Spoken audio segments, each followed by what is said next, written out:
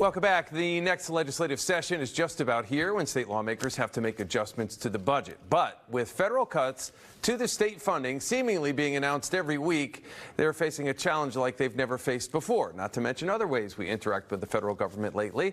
Battles over immigration policy, among others. Republican leader in the House, Vincent Candelora, is here. Mr. Candelora, welcome back. Good to see you. So let's start with some of the reactions that we saw this week to the fatal shooting in Minneapolis, where the ICE agent shot and killed that woman. During a protest there was big concerns in Minneapolis and continue to be. There was a protest in Hartford where demonstrators attacked a van that seemed to be driven by federal employees. Is there a way we can take the temperature down here and still discuss differences? Yeah, I think people need to stop keeping score. You know, we're in a real strange place when you have a human tragedy like a shooting in Minneapolis, and you have people picking sides, who was right and who was wrong. Bottom line is it's a human tragedy, and I think we need to look at it that way. I also think there is a disturbing trend of organizations that are encouraging people to interfere with law enforcement. You're putting yourselves in harm's way, and I think people don't realize bad things can happen when you're out there.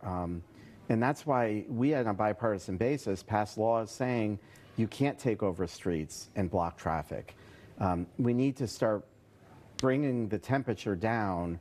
And some of these politicians, I hope, regret their actions, because the verbiage has been really way out of control.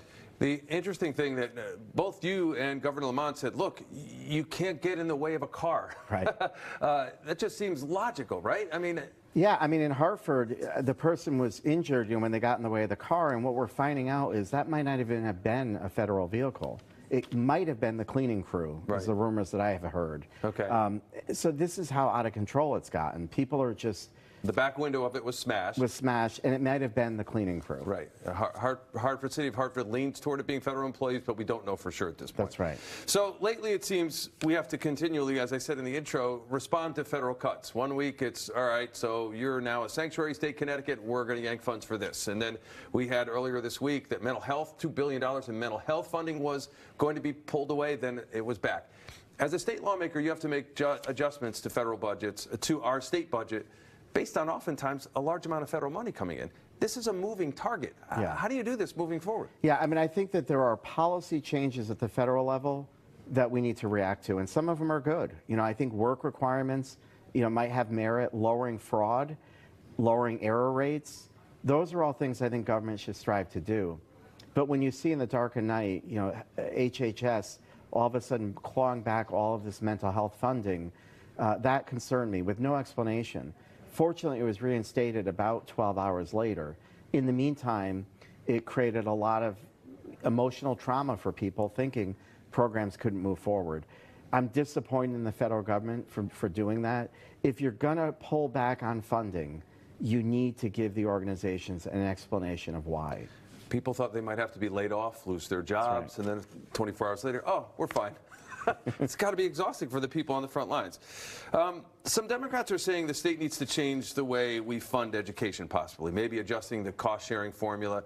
What are your thoughts on that? Is that something that'll come up for discussion? Yeah, no question. I mean, our caucus really has led the charge on focusing on education funding. Special education costs have far exceeded inflation or anything we ever imagined. We were successful in fighting to get more money into special education. But that was sort of like a one-off, right? It should be baked into the budget now, so it is ongoing. But the bigger issue is, are our education budgets town-wide? We are seeing our local property taxes relying more and more on paying for education, and the state proportionately is paying less and less. We can't keep that formula going. People need to stay in their homes, and those real estate taxes are driving them out of their homes. So not only do we need to increase education funding to offset that, we have to take a look at the property tax credit to offer more relief to our residents. So if you're looking at a senior citizen trying to stay in their home on a fixed income and their property tax keeps going up because they're funding schools, it could be difficult for them to stay in their home. That's right, and I think that's why we're seeing more seniors falling into poverty. It's got a little less than a minute. Priority for the session, one or two priorities you really would like to see accomplished? Yeah, I think that is one in particular, is looking at expanding the property tax credit. I think affordability is a huge issue that we're going to hear about on a national basis. We can't control food prices. We can't control the price of clothing. But the state of Connecticut could change its tax rates. We could make taxes more affordable in the state of Connecticut. That's how we can make a change. And what we see continually with all the surpluses coming in, all the revenue, government is doing a good job working for itself, but it's not working for the people.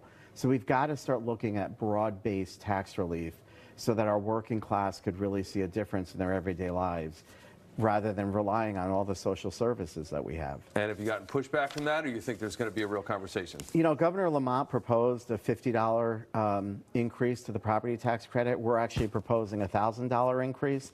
I think It's a little bit of a difference. Little difference. I think we could afford it, but I think the conversation is there. He set the table, and we're going to make sure that people eat the lunch. It's going to be really interesting. Representative, good to see you. Thanks for coming in. Thank you.